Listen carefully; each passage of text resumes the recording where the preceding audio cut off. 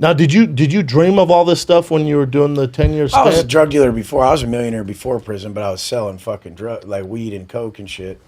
So I already had like Range Rover. I had like a condo. I had like a mini McMansion. But you didn't own any of it, right? Like that's my thing with drug dealers. Like when you look at it, because you're not paying taxes clearly on the drugs. I was just watching it through a construction company. Did you learn business through that, or you always had an instinct for business? No, I just know how to fucking just provide a service and collect a profit. You know, I was just always trying to get that money. But this was different. I just wanted to be better. Like I was happy I came out. I wasn't a fucking wreck anymore. Because I assume a lot of guys, when they get out of there, it's kind of tough to... I got out with $200 and had to live with my grandma again in the same room as my parents. That's sad. So on a twin bed in the corner of their fucking room. So when you're in that situation, you come out of jail after 10 years. Are we started? Yeah. Yeah. Oh, we just go. Yeah, Please good go. shit. So you come out of prison 10 years. You're living at your mom's house? Yeah, I was living at my grandma's house. In the same room as my fucking parents on a twin bed in the corner. And they had like no carpet on the floor, dogs like pissing. And it's like, dude, they're still struggling. Like they're still struggling like they were before I went to prison. Normal construction worker dad, hairdresser mom, and they're just trying to make it. And I come out of prison, I'm not fucking helping.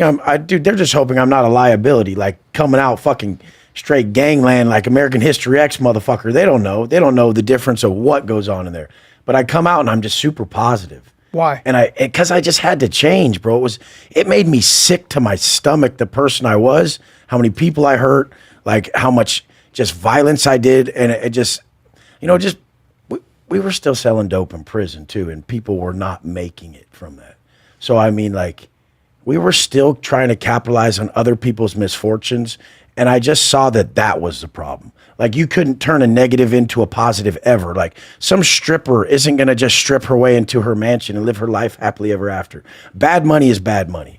So like I just correlated all this shit in my head. I read books like Napoleon Hill and other things that were like karmic debt is being acquired by certain actions. And I just really started to build like a real structured system and core beliefs and core values around like universal truths that would govern me at all times so that I wouldn't break to my own desires. Because my own desires were the problem always. Yeah. Did you try preaching that in prison, like being positive? Like, oh yeah, but I was still hard as fuck though. I'd be like, I'll beat the living dog shit out of you. But I'll do it with a smile. But I don't want to fucking be this way anymore, but I know I have to.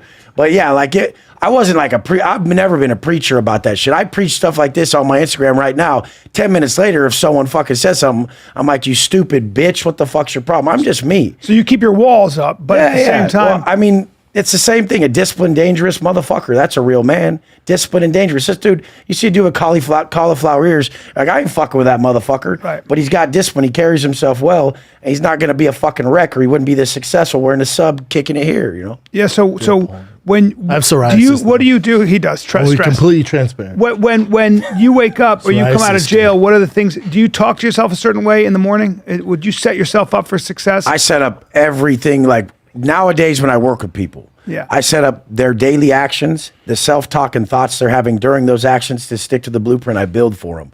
So I built a blueprint for me where I wake up at 2:45 every morning, have for over 15 years, never missed once. Then I go straight into like a quick reading and reflective state where I just get my mind right and get my aim for the day.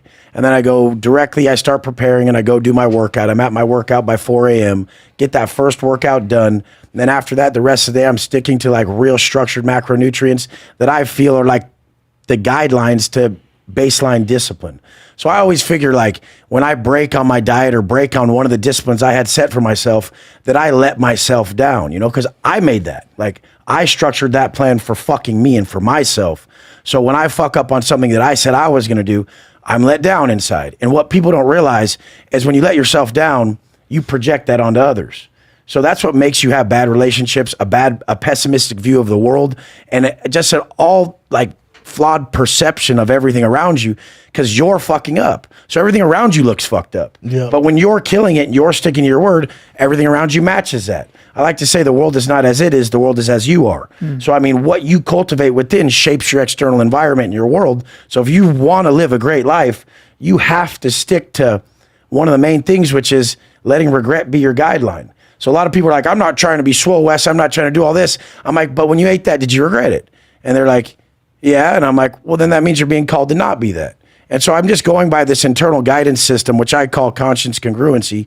And I'm just leveling in everything that makes me feel really at peace and whole, because I've had money before prison. I have a lot of money now, and money doesn't do it for me. I have to feel good. If I don't feel good, I'm not going to even be able to do this. Yeah. Like I have to like cultivate. What about when you're in a situation like jail where you have so little control, where a group of you guys have a lot can of control say, in prison, You though, do? of yourself. But a you know? group of guys could say, hey, you got 2 years left in your sentence. Go stab that guy and you're going to get And they 15. do. And they do. So how do you deal with that shit? That type of shit is, you just have to chalk it up as to, I have to do this while I'm here. So I have that mindset of I'm going to be the best at everything I do. So even when I went to prison, I said, I'm going to be the fucking best at prison.